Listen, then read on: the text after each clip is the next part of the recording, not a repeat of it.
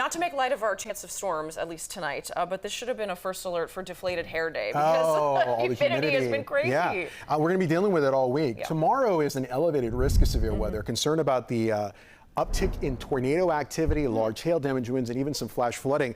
Here's a live look outside. Grant Park, South Loop in the distance, and we'll take you through this timeline. Gusty storms are in the forecast after midnight. We had a round of thunderstorms this afternoon.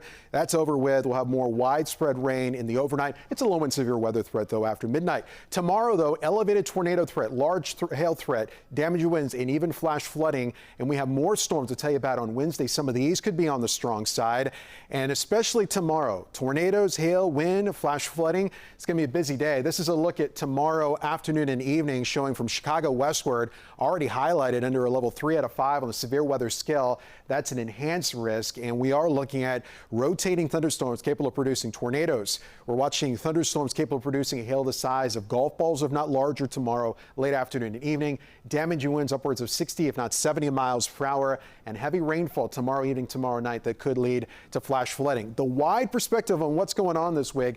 You see this big dip here in the jet stream? That's a trough of low pressure, and very active ahead of that trough is southwesterly winds, and embedded in the southwesterly wind are little disturbances that are tapping into that humidity Marie was talking about, and tapping into the heat with 70s and 80s and a lot of instability. And that's why we've already had one round of severe weather this afternoon. A couple of showers here in Lake County headed into Porter County. A couple of hit-miss sprinkles here and there. No big deal. It's 78 degrees Aurora, 78 in Joliet. A couple of lightning bolts right now in northern Will County and also west central areas of Cook County. We'll keep a chance for an isolated, strong or severe thunderstorm remainder of the evening. After midnight, though, collapsing showers and thunderstorms look to be a little bit more widespread. That's 3 a.m.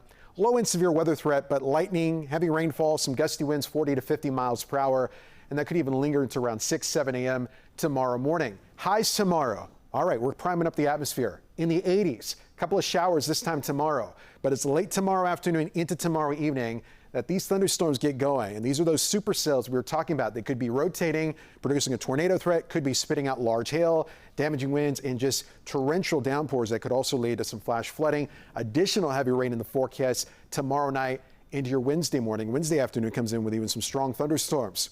So on average, 1 to 2 inches of rainfall through Thursday morning, with pockets even heavier than that. All depends on where these supercells set up and could drop a ton of rain in a short period of time. Again, that could provoke some flash flooding. 65 degrees for tonight, with really the best chance of rainfall tonight after midnight. And then the best chance of severe weather this week will be late tomorrow afternoon into the evening time.